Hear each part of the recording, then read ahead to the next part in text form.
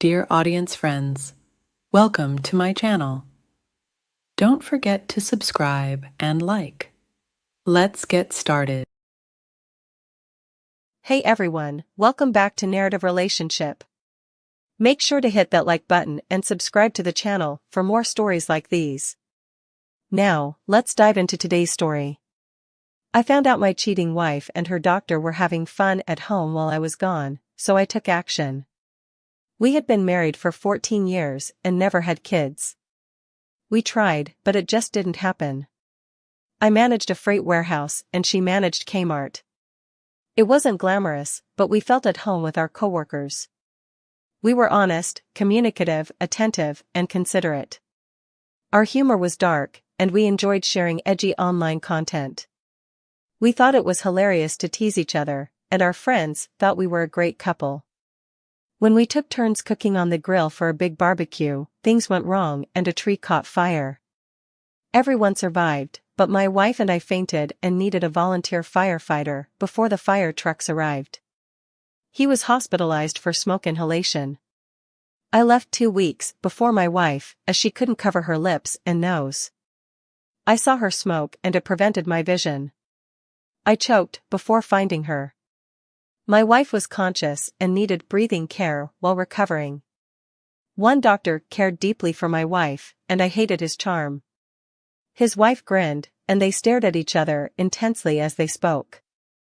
When I started remaining by my wife's side, the doctor informed me that he had received her that day in the ER and had been taking care of her since. I didn't know what to say. My wife required attention, and I disliked him. He seemed overconfident and thought he could take my wife. He clasped her waist as he helped her stand, and my thoughts were jumbled. He didn't need aid walking to the car, but my wife barely spoke. She appeared charmed with the doctor and emotionally strained at me, though she said nothing.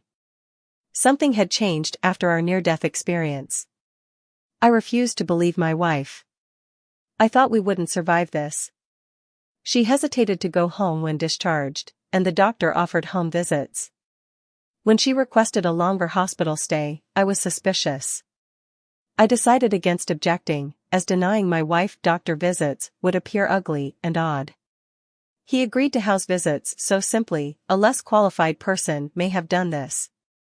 I was sure he wanted to visit my wife, if not more. The first doctor appointment was on a Tuesday at 9 a.m. I worked, and I texted my wife at 9:10 to check on him. There was no response, and I felt hollow. I wandered around the warehouse, and my power and cleanliness alarmed my coworkers. I entered the driveway around 11:25. I sped there with permission from my boss. His expensive car and secured front entrance were unusual for visitors. I climbed the stairs and heard them. Our dresser was pinning the bedroom door open against the wall, because privacy was never a concern. When I arrived, my body was uncontrollable. The doctor jumped up and frantically put his pants on, and my wife hid behind covers while I threw fists. It was her loudest since the fire, and it chilled me. My wife had changed, and she allowed this man to mess up her feelings. After my adrenalized fists, the doctor fell down the steps, got in his car, and drove off. My wife begged for forgiveness, but I screamed and called her names that correctly represented what she did. When I shouted cheater, she responded that she stopped them, therefore it didn't count. She didn't realize that seducing him with her eyes and gestures in the hospital and making out with him in the nude was still cheating. I thought he would charge me, but nothing happened. For months I sought to terminate the doctor, but he hadn't announced his house call and nothing was caught on camera. He also had costly lawyers who blamed me for his injuries. My wife left me pathetic voicemails, and she realized I couldn't look at her. She kept seeing the doctor before our divorce, and she stated that she was dating him a week after I kicked her out. I got sick at this point. Life felt cruel and pointless. Thankfully, it turned around. She moved in with the doctor, who wouldn't give her divorce money. He soon realized she was a disaster and dumped her, leaving her with nothing. She was defeated, and she didn't even ask to return. She moved in, since I ruined her life. My ex contacts me sometimes, stating she misses me and would do anything to be my wife again. She thinks the fire at our flat messed up her head and made her think she felt things for the doctor. Thankfulness for survival, she stated nothing. I believed she might not have told me that if AP hadn't left her. OPM, sorry, your wife cheated on you with her doctor. Her emotions of recovery certainly caused her to do something she hadn't done before. People overrate emotions, maturity, practice, and self-control. Anyone can control their emotions and do good if resisting temptation concerns them. After rejoining their marriage, they should discuss it 72 hours later, since there's temptation. This debate could ruin the relationship, but it could also strengthen it if the tempted one sees sense after halting them. You separated from her correctly.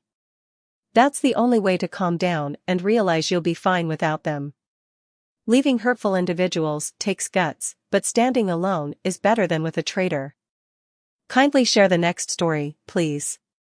During this story, I was 25 and my wife was 26. We were happy, married for 3 years and together for 6. I was drawn to her maturity, as she considered major life decisions carefully. Her parents taught her to ponder things, and we were poor with money. Her grandparents funded her college, and in her 3rd year of marriage, we had debt from my schooling. She was underpaid, and I bore the brunt of it. She felt horrible, but I didn't know she was ready to make a significant decision without telling me. She met a buyer on Monday while I was at work to sell her automobile. He was excited but couldn't drive it home until the weekend. He paid her cash to secure it, and she provided him with a dated, signed, notarized bill of sale. She kept pulling the automobile, and I didn't realize she sold it. She cried after saying she liked her automobile over dinner. She told me she'd spent half of his money on our expenses and debts. I was furious and instructed her to sell her car to him. We couldn't repay him. Her face was deflated, but she accepted the facts. She sold her beloved automobile, but she had to finish. My wife told me the auto buyer was coming on Saturday while I was at work.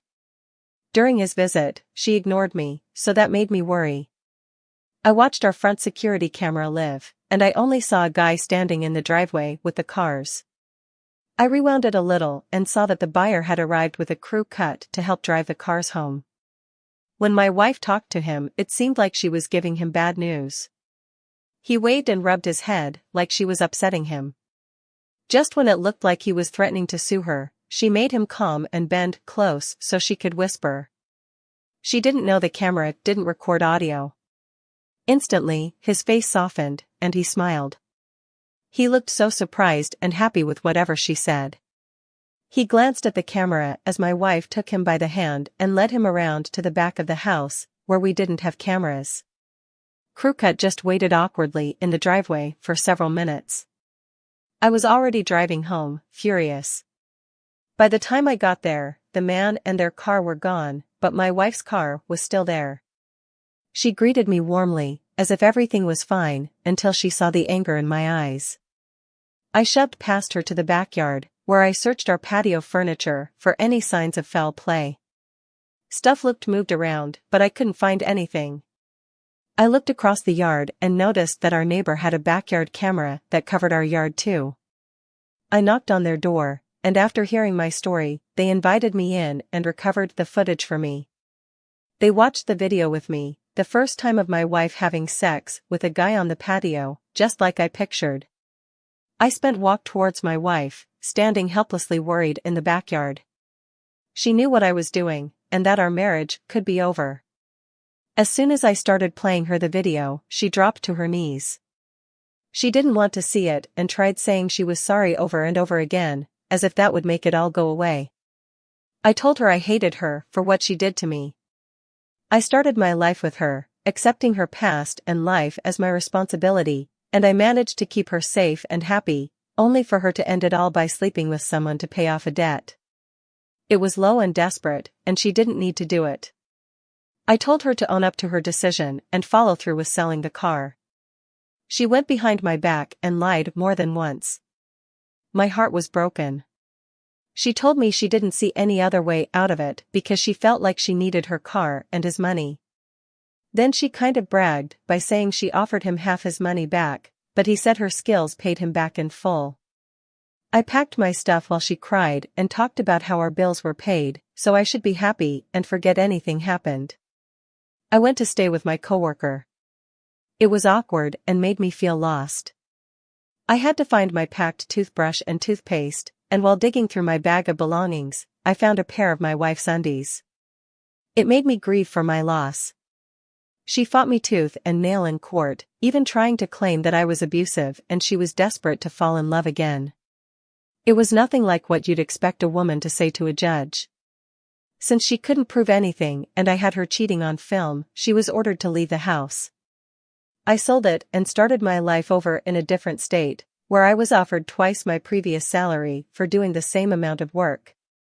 I know I lucked out, and most infidelity victims aren't so lucky.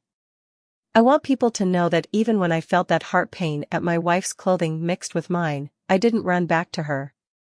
I deserved a chance at genuine love with someone else, and I actually found it in my new home state of Connecticut. What your wife did was extremely low, and it shows that she didn't think very highly of herself or the vows she took to remain loyal to you. It's hard to imagine why she didn't talk to you about selling her car in the first place, or at least think it through. You did the right thing by checking the camera and going home to figure out what was happening. As hard as it was to leave her there feeling so remorseful, it was the right thing for you. After a spouse has committed adultery, it's a good idea to take some days away from them without contact.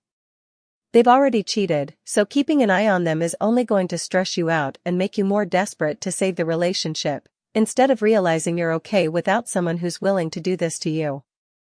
She made a very, very poor decision that the relationship couldn't recover from, all because she didn't talk to your spouse first about what she was thinking. Thank you all for taking the time to listen to today's stories. If you enjoyed listening, please feel free to like and subscribe if you haven't already. Also, comment below with your thoughts on what happened. If there is a story you would like to share with me about your own situation or someone else's, then please do not hesitate to contact me. Take care.